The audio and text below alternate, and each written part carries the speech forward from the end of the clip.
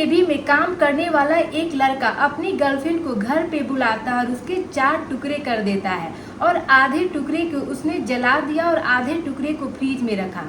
Monika dating app के द्वारा रविंद्र से मिली थी और रविंद्र एक इंडियन नेवी में काम करता था। वो अपने आप को एक ऑफिसर बताता था, लेकिन वह टेक्नीशियन का काम करता था।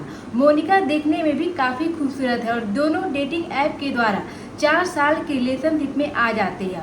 और एक दिन लड़का बहाना बनाता है कि मेरे घर वाले शादी के लिए नहीं मानेंगे, मैं अपने घर जाता हूँ और शादी के लिए मनाता हूँ। ये बहाना बनाकर अपने घर चला जाता है और घर जाने के बाद श्री लक्ष्मी से शादी कर लेता है और शादी करने के बाद वो अपनी बीवी के भी साथ रहता है और गर्लफ्रेंड के साथ भी रहता है।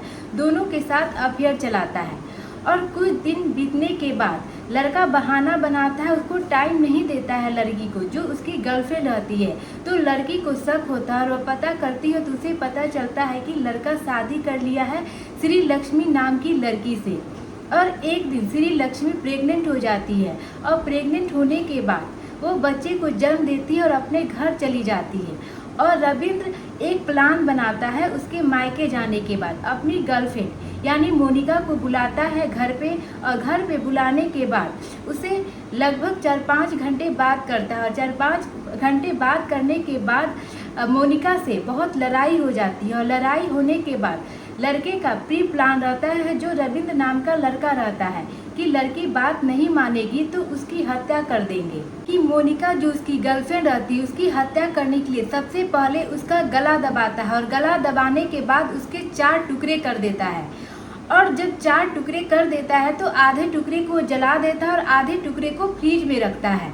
और कुछ दिन के बाद उसको गिल्ट फील होता है, उसे ऐसा महसूस होता है कि उसके घर वाले अगर ढूंढेंगे तो मोनिका जो उसकी गर्लफ्रेंड रहती है वो नहीं मिलेगी, तो वो पुलिस केस करेगी।